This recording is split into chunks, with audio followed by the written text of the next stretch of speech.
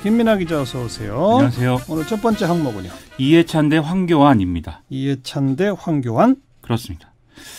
오늘이 이제 4.3 보궐선거 사전투표 첫날이라는데요. 네네. 이해찬 더불어민주당 대표하고 황교안 자유한국당 대표가 경남 창원 성산하고 통영 고성에서 이 맞불 유세에 나선 그런 양상이 됐습니다. 예. 어떤 분위기인지 한번 알아보겠습니다. 황교안 대표는 거의 그쪽에서 산다 그러고. 그렇죠. 이해찬 대표는 그동안 잘 안 보였는데 직접 나왔네요. 이 공식 선거 운동이 시작된 지난 21일 이후에 이제 처음으로 현장에 나온 셈이다 이렇게 봐야 되겠는데요. 예. 그동안은 이해찬 대표가 좀 잘 안 보여서 더불어민주당이 보궐선거에 좀 소극적으로 하는 거 아니냐 이런 해석들도 나올 정도였습니다. 예. 그렇지만 오늘과 내일은 좀 화력전을 펼쳐 보이겠다 이런 의도로 지금 내보이고 있습니다. 네. 방금 더불어민주당이 보궐선거에 좀 소극적이라는 건 무슨 맥락이에요? 자유한국당은 지금 이제 기본적으로 정권 심판론 프레임으로 선거를 치르는 전략 아니겠습니까? 예. 그런데 여기서 이 여당인 더불어민주당이 당 지도부 차원에서 보궐선거에 적극적으로 이렇게 대응을 하게 되면 오히려 정권 심판론 프레임을 좀 키워줄 수가 있는 거 아니냐 이런 얘기를 하는 목소리들이 있다는 거죠. 네. 게다가 이제 창원 성산이나 통영 고성 모두 더불어민주당 소속 의원의 선거구는 아니었기 때문에 그것도 더해서 좀 소극적으로 나서는 게 아닐까라는 또 이 해석들이 있었던 게 사실입니다. 그리고 그 창원 성산 지역은 정의당 후보로 단일화가 됐잖아요. 그렇죠. 이 지역에서 정의당은 또 정권 심판론 구도를 무력화시키기 위해서 이제 황교안 대 노회찬 구도로 선거를 치르겠다 이런 얘기를 지금 하고 있는 거거든요. 어허. 그래서 또 더불어민주당 입장에서는 이 점을 고려할 필요도 이제 있었을 것 같고요. 그렇죠. 그리고 또 이 자당 후보가 출마한 통영 고성의 경우에는 정권 심판론하고 지역 발전론 이게 이제 맞붙는 그런 형국인데 네. 그렇기 때문에 이 지도부가 전면에 나서서 중앙 정치 이슈를 좀 이렇게 거론하는 것보다는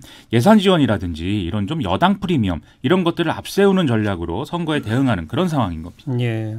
역대 보궐선거 하면 야당은 정치 바람 일으키려고 그러고 그렇죠. 여당은 지역 선거로 가려고 하고 그렇죠. 항상 그런 거죠. 그렇습니다. 그나저나 지금 여론조사들 계속 하고 있죠. 지지율 추이가 어때요? 창원 성산의 경우에는요. 이 리얼미터가 MBC 경남 의뢰로 지난 26일부터 27일까지 창원 성산 거주 유권자 505명을 대상으로 조사를 했는데 정의당 여영국 후보가 44.8%, 자유한국당 강기훈 후보가 35.7% 지지율을 기록한 걸로 나왔습니다. 예. 이 조사는 휴대전화 50%, 유선전화 50% 비율로 이루어졌고 신뢰수준 95%의 표본 오차가 플러스 마이너스 4.4%포인트이기 때문에 이게 오차 범위 밖에서 여영국 후보가 앞서는 상황이다. 이렇게 봐야 되겠는데요. 네. 즉 법여권 단일화 효과가 확실히 있다. 이런 해석을 가능케 하는 그런 대목이라는 거죠. 예. 이 조사의 더 자세한 결과는 리얼미터 또는 중앙선거 여론조사 심의 홈페이지를 참조하면 되겠습니다. 그리고 통영 고성 지역은 어때요? 이거는 좀 얘기하기가 복잡한 결과들이 나와 있는데요.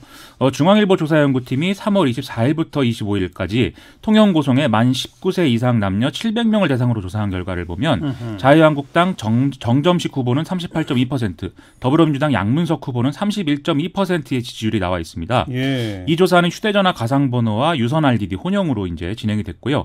표본오차 95% 신뢰 수준에서 최대 플러스 마이너스 3.7%포인트 표본 오차인데요. 자세한 내용은 이제 중앙선거 여론조사 심의 홈페이지를 참조하시면 되겠습니다. 38.2 대 31.2. 그렇습니다. 상당히 뒤처졌다던 더불어민주당 후보가 꽤 따라간 겁니까? 이 조사만 보면은 이제 그런 느낌이 드는데요. 예. 그런데 MBC 경남이 또 리얼미터에 의뢰해서 지난 26일에서 27일까지 통영 고성 거주 만 19세 이상 성인 남녀 511명을 대상으로 진행한 여론조사에서는 자유한국당 정점식 후보가 57.2%, 더불어민주당 양문석 후보가 29.7%의 지지율을 이제 기록을 했습니다. 아하. 이 조사는 휴대전화 50%, 유선 50% 방식으로 표본 오차는 95%의 신뢰 수준 플러스 마이너스 4.3%포인트인데요. 이것도 이제 자세한 내용은 리얼미터 홈페이지와 중앙선거 여론조사 심의 홈페이지를 참조하면 됩니다. 이 조사 시점이 크게 차이 나지도 않는데 결과가 많이 다르네요. 그렇죠. 이게 여론조사 방식에 따른 차이다라고 보는 게 이제 교과서적인 해석일 텐데 그렇다고 쳐도 좀 격차가 너무 큰 것으로 보여서 이걸 어떻게 해석할 것인가는 좀 의문인 것 같습니다. 하지만 더불어민주당 지도부 입장에서는 그동안은 워낙 이제 열세로 나오던 상황이었기 때문에 뭔가 해보면 또 모른다 이런 생각을 할 만한 어떤 실마리를 잡았다 이런 느낌이 지금 있는 거거든요. 그래서 이해찬 대표를 비롯한 여당 지도부는 선거 전날인 다음 달 2일에도 이제 통영 고성 보궐선거 지원 유세에 전면적으로 나서겠다 이런 계획을 얘기를 하고 있습니다. 알겠어요. 자, 시사뵙기 두 번째 항목은 일촉즉발 베네수엘라입니다. 지금 어떤 상황이에요? 요약을 하면 삼중의 위기가 지금 형성됐다 이렇게 볼 수 있는 상황인데요. 네. 첫째로 마두로 정권하고 지금 임시 대통령을 자처하고 있는 과이도 국회의장과의 대립에서 온 위기가 하나가 있고요. 대통령이 2명. 그렇죠. 둘째는 미국하고 러시아가 각기 베네수엘라 사태에 개입을 하면서 심화되고 있는 위기 국면이 있습니다.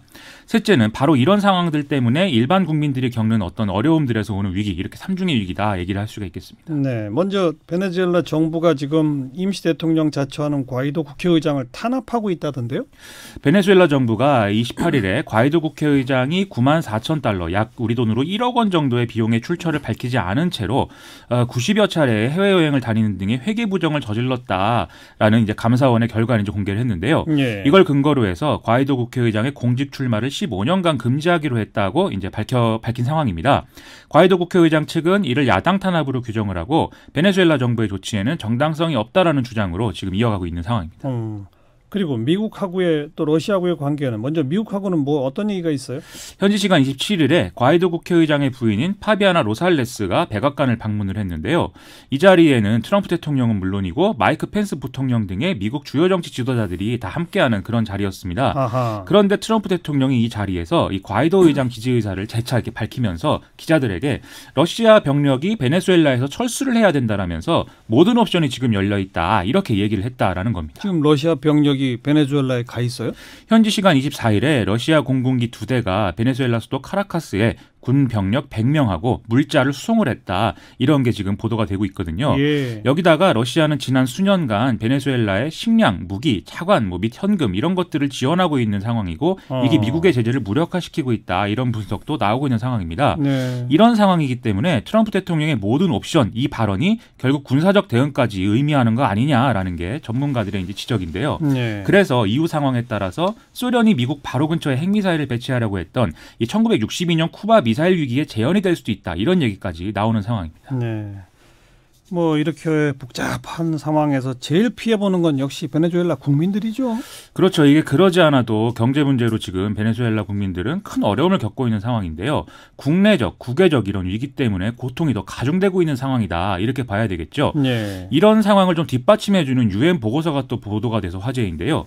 이 AFP 통신이 입수해서 보도한 UN 보고서를 보면 베네수엘라 국민의 24%에 달하는 700만 명이 지금 긴급한 원조와 보호를 우선적으로 필요로 하고 있는 예. 이런 좀 극한의 상황에 처해 있다라는 것입니다. 예. 거기다가 또 매일 한 5천 명 꼴의 이 사람들이 다 합치면 전체 인구의 약 10%인 340만 명 정도가 베네수엘라 지금 떠난 상황이다라고 하고요. 네. 이 사람들은 이웃 국가로 이민을 하는 그런 경우도 있지만 또 난민 상태로 방치된 경우도 있는 것 같아서 그렇겠죠. 이런 것들이 문제다라는 이 보고서의 내용입니다. 네. 그리고 또 지금 베네수엘라 국민들이 이런 어려움을 겪으면서 여러 가지 위생상의 문제라든가 이런 것 때문에 여러 가지 질병이나 이런 위기에도 지금 처해 있는 상황이거든요. 예. 그런데 지금 이렇게 이민을 떠난 이 베네수엘라 국민 중에는 이 베네수엘라 의사의 한 3분의 1 정도가 이민을 같이 간 걸로 파악된다.